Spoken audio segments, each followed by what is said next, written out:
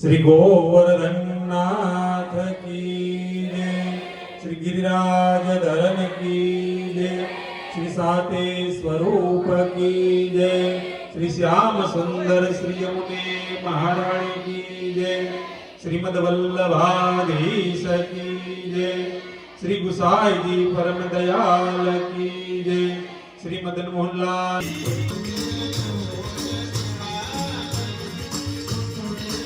આનંદ એ વાતનો છે કે આજે એક દીકરાએ પોતાની માની ઈચ્છા પૂર્ણ કરી। એ કઈ રીતે કે જે શારદાબેનનો ઈચ્છા હતો, મનોરથ હતો કે ભાઈ લોટી ઉત્સવ કરવો છે, લોટી ઉત્સવ કરવો છે। 7 દિવસથી એમને ભાવ થતો હતો, પ્રભુ પ્રેરણા આપતા હતા અને એ માં દીકરાને કહે કે ભાઈ એક મારો મનોરથ છે કે ભાઈ લોટી ઉત્સવ કરવો છે અને એ જે દીકરાએ આજે માની ઈચ્છા પૂર્ણ કરી, એમનો મનોરથ પૂર્ણ કર્યો, ખરેખર એ બહુ આનંદનો અવસર છે, પ્રસન્નતાની વાત છે અને અમને એ જ આનંદ થાય છે કે આજે યમુનાજી આ રસોયા પરિવારના આંગણે પધાર્યા લોટીજી સ્વરૂપે અને એમના મનોરથ સ્વરૂપે આપ સર્વ પણ હમણાં ટૂંક સમયમાં यमुना पान करशो, 2 बूंद 2 टीपा जमुना जलना प्राप्त करिए। वैष्णव जन्म में आ उत्तमोत्तम एक लाभ छे, आनंद छे। जेम के गंगा स्नान नो भाव प्रत्येक हिंदू नो होय छे के क्यारे अमे गंगाजी जई अने स्नान करिए, क्यारे जईए, एम वैष्णव नो भाव होय छे यमुना पान करवा। अने आजे ई मनोरथ तमारो अहींया मथुरा वृंदावन बेसीने नहीं पण विजयनगर तो नहीं, कયું છે કેવલ ધામમાં બેસીને પૂર્ણ થાય છે। એ જ મોટા મોટી વાત છે પ્રિયજનો। એટલે હું વિશિષ્ટ એ જ કહીશ આપ સર્વને કે ખૂબ આગળ વધજો, ઠાકોરજી પર ખૂબ ભાવ રાખજો, શ્રદ્ધા રાખજો। દરેક વ્યક્તિની પોતાની માળા હોવી જોઈએ। જપની માળા આવે ને, સુરત આવીને બધા ભાઈઓ છે ને આખો દી આમ કરતા થઈ ગયા। तो आम नहीं करवो, पैसा पैसा नहीं, आंगणी बदलवी है, खाली जप करवो छे। श्री कृष्ण शरणम मम, श्री कृष्ण शरणम मम ये मंत्र जे ठाकुरजीए स्वयं बनाव्यो, कोई व्यक्तिए बनावेलो नथी। अने ए मंत्र आपणे माळामां बोलीए, माळा करता जईए, बोलता जईए तो खरेखर हूँ कहीश के एटलो आनंद आवशे आपने के न पूछो वात। आजे प्रभुए कह્યું છે કે હું દરેક માનવની અંદર બિરાજું છું। મમૈ વાંછો જીવ લોક જીવભૂત સનાતન। તો આપણે ખાલી કે ભાઈ હાડકા ભેગા થઈ ગયા, લોહી ચામડી એ એનું કંઈ ભેગા થઈ ગયા ને વ્યક્તિનું નિર્માણ થયું એવું નથી। આપણી અંદર પ્રભુ પણ બિરાજે છે અને સદીઓથી કાઠિયાવાડમાં જય શ્રી કૃષ્ણ બોલવામાં આવે છે તો એ હાડકા કે ચામડીને નહીં પણ એની અંદર બિરાજમાન કૃષ્ણ ભગવાનની જય છે। એટલે આપણે દરેક વ્યક્તિની અંદર કૃષ્ણના દર્શન કરીએ છીએ, એને કહેવાય છે વૈષ્ણવ। તો જ્યારે આપણી અંદર કૃષ્ણ છે તો એમનું નામ લેવામાં બહુ આનંદ આવશે, સમજ્યા ને। આજે લાકડાની અંદર અગ્નિ છે કે નહીં? કેરોસીન નાખો, પેટાવો તો અંદરની અગ્નિ બહાર આવે કે નહીં? આજે દૂધની અંદર છાશ છે કે નહીં? શારદાબા દૂધમાં છાશ હોય, ખબર, ઘી હોય, છાશ હોય, પણ એક પદ્ધતિ કરવામાં આવે, વલોવવામાં આવે તો છાશ અંદરથી બહાર આવે. આજે આ માઇકની અંદર છાશ છે, કોઈ પણ પ્રોસેસ કરો આમાંથી છાશ નથી નીકળવાની, કારણ કે અંદર છે જ નહીં. એટલે ને અંદર હોય તો બહાર નીકળે. આજે બહુ સીધી સાદી વાત છે. તો આજે આપણા ઋષિ મુનિઓને આપણા આચાર્ય શ્રી વલ્લભાચાર્યજી આજ્ઞા કરી ગયા કે દરેક વૈષ્ણવની અંદર શ્રીનાથજી બિરાજે છે, એના હૃદયમાં શ્રીનાથજી બિરાજે છે, અને કે પ્રોસેસ કરવામાં આવે તો અંદરના શ્રીનાથજી પ્રગટ થાય છે, એમનો અનુભવ થાય, કાયમ આપણી સાથે હોય, આપણે કાયમ આનંદમાં રહીએ, કીર્તન કરતા રહીએ. તમારા વડીલો ખબર, સૌરાષ્ટ્રમાં ગાતા ગાતા ખેતી કરતા, કાયમ આનંદમાં જ હોય. તો એ શું છે? પ્રભુની અનુભૂતિ. આજે આપણે મોહનથાળની અંદર પ્રભુના દર્શન કરીએ, આજે આપણે કીર્તન થાય તો કીર્તનમાં પ્રભુના દર્શન કરીએ, આજે આપણે હવેલીના દાદર ને માથું અડાડીને આપણે આગળ જઈએ છીએ. એટલે એ સાચો વૈષ્ણવ છે કે ગિરિરાજજીમાં પ્રભુના દર્શન કરે, યમુનાજીમાં દર્શન કરે.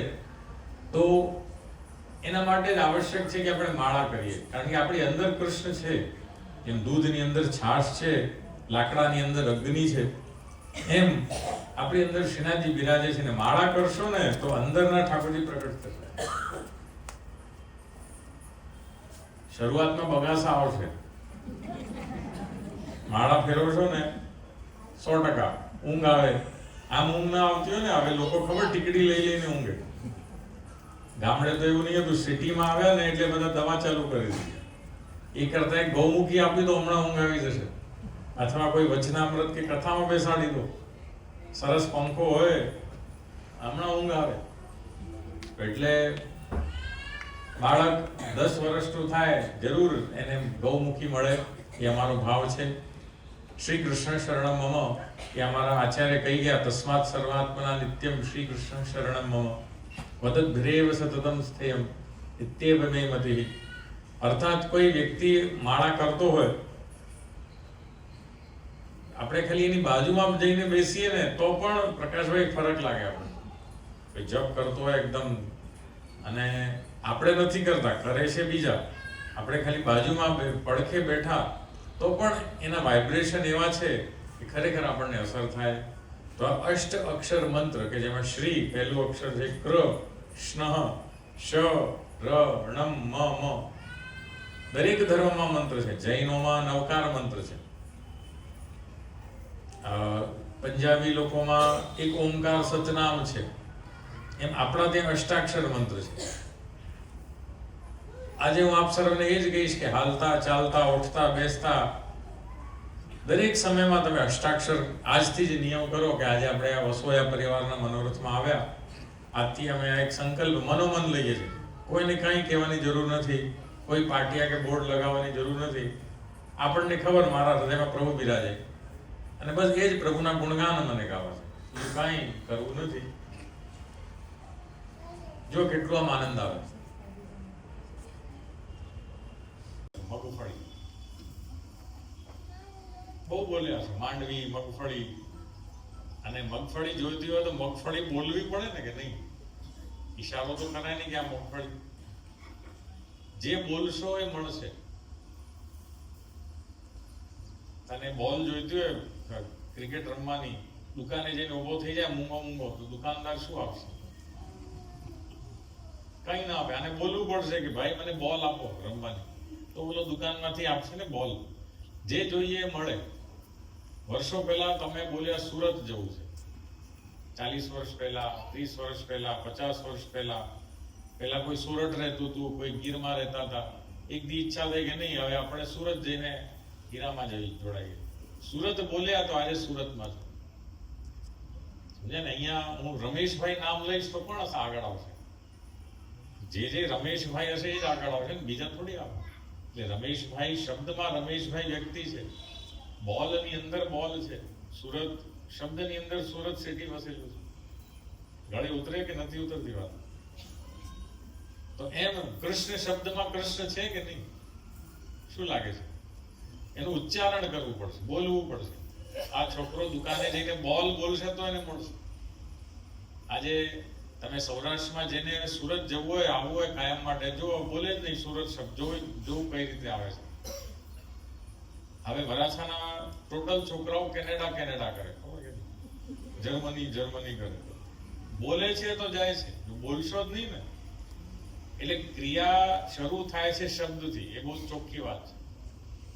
સમજ્યા ને? ક્રિયા શબ્દ, તમે ક્રિયા કરી કે સુરત આવ્યા, તો પહેલા સુરત ઘણી વખત બોલ્યા છે. અને એક બોલ જોઈતી હોય તો બોલ બોલવું પડશે. તો એ રીતે કૃષ્ણ બોલશો તો કૃષ્ણ મળશે. આ વાત મગજમાં ઉતરે કે નહીં? પણ મજાની વાત એ છે, આપણે કૃષ્ણ બોલતા જ નથી.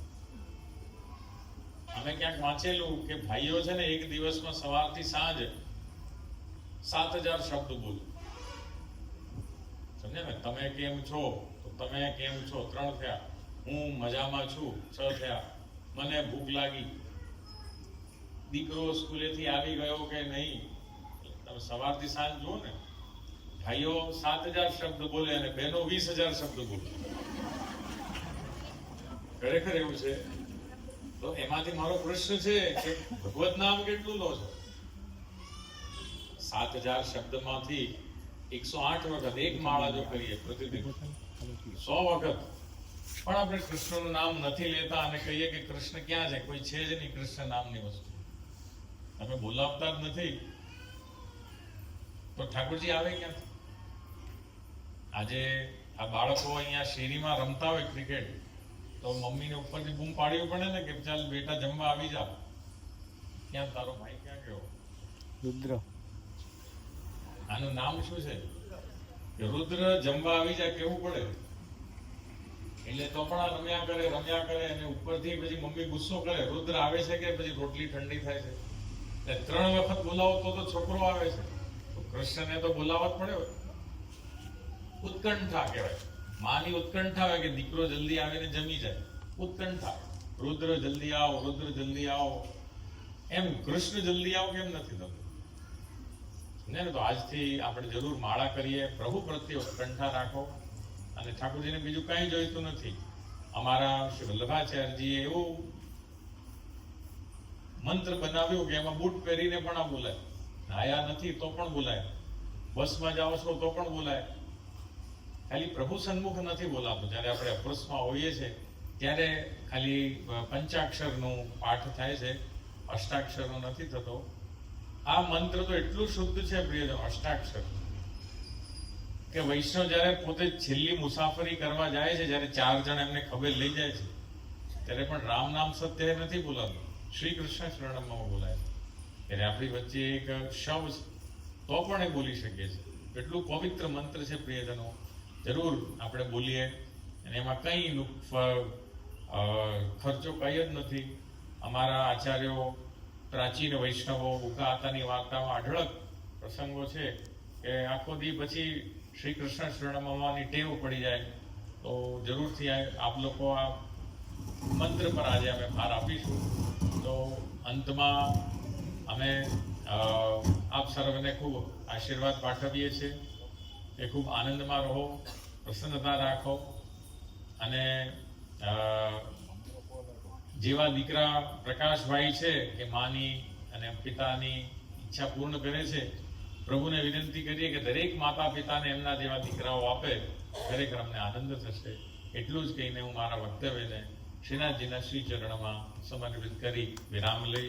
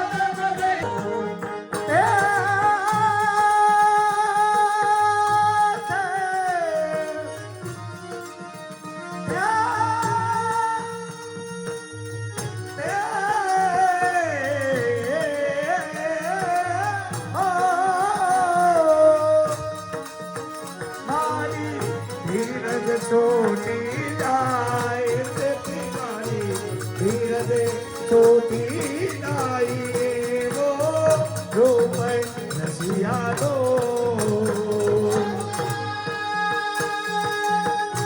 કે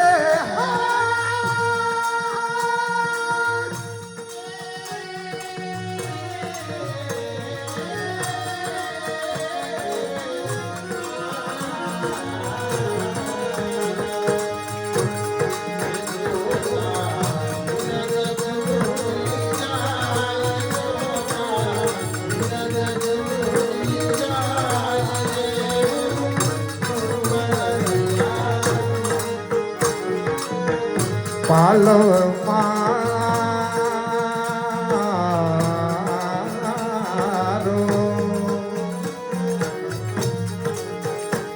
હે પાલવ મારો હાય હાય પાલવ મારો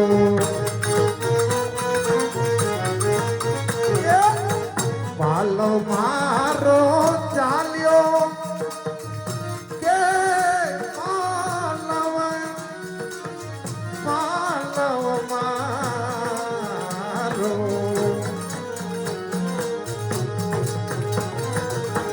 પાલો મારો ચાલ્યો એના હાથથી વિતળાયો